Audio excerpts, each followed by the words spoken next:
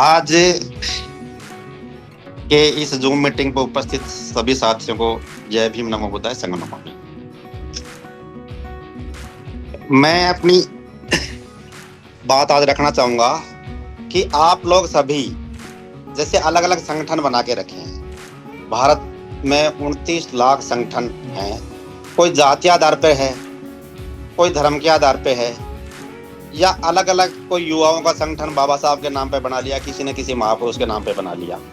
और वो सभी संगठन क्या करते हैं कि अपने अपने संगठन में सभी को जोड़ने की कोशिश करते हैं। आप सबने हर संगठन में चंदा दिया होगा, पर्चियां भी कटवाई आप सबने, और उस संगठनों में हर संगठन का कोई ना कोई मालिक होता है, उसका अध्यक्ष होता है, उसके जनरल सेक्रेटरी जो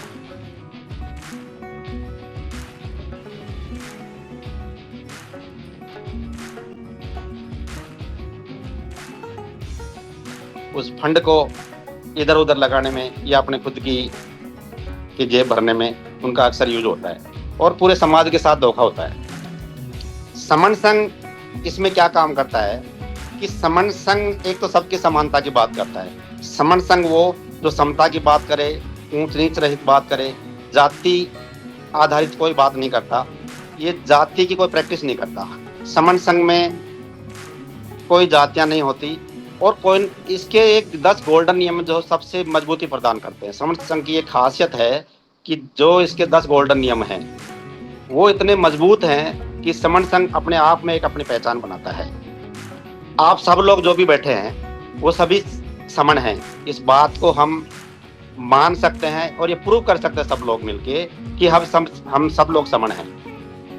हम बाबा साहब की बात करते हैं, बाबा साहब महासमन थे, तथागत बुद्ध महासमन थे, जितने भी महापुरुष रहे हैं, ज्योतिबा फूले हैं, वो महासमन थे। ये सब आपको जैसे जैन धर्म है या बुद्ध है, वो सब श्रमण थे, और समन से ही श्रमण बना है। तो आप उनमें बुद्ध धम्म है, उनमें मिल जाएगा आपको। तो हम सब समन हैं, ये मानना पड़ेगा।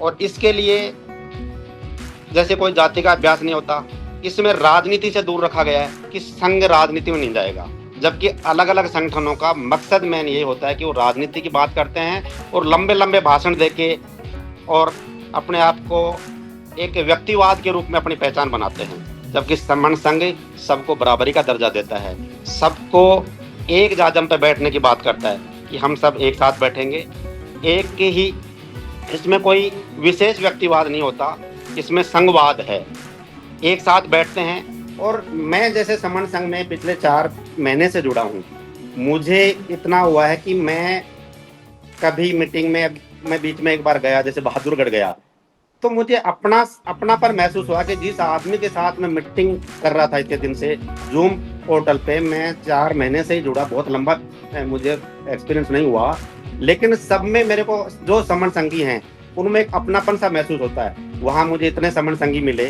सबने अपने आप को गले मिले सब एक दूसरे से। मैं रास्ते में हिसार होता हुआ गया तो हमारे साथी जो समन संगी एसपी परिहार सर है, उन्होंने मुझे कहा कि आप लंबा चल जाओगे तो आप रास्ते में मेरे यहाँ नाइट स्टे कर लेना। और हम एक दूसरे को देख के हमें लगा ही नहीं कि हम कहीं दूर के हैं, हमें ऐसे लगे कि हम बहुत सदियों से एक दूसरे से मिले हुए हैं, और हमने आपस में गले मिले और एक अपनापन की भावना आई। तो ये समन संघ सिखाता है।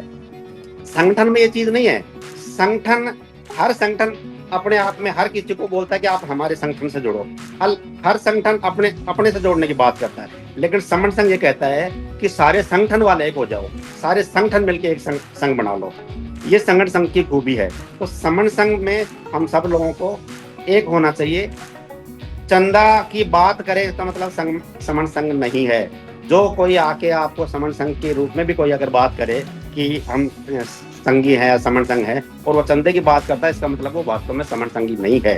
राजनीति की बात करे, समन संघ में क्या है कि जैसे पद मंच माला ये नहीं होता, जबकि संगठनों में हम क्या करते हैं, आज हम जैसी सभा में बैठे हुए हैं तो सभा में क्या है, यहाँ पे हम किसी को अध्यक्ष बना रखा है, ये मंच लगा रखा है, हम जो आते हैं उनका स्वागत करते हैं, किसी को हम साफा पहना रहे हैं, किसी को फूल माला चढ़ा रहे हैं, लेकिन श्रमण संघ ये नहीं करता। आपके क्योंकि 5 श्रमण मिनट पूरे हो गए सर।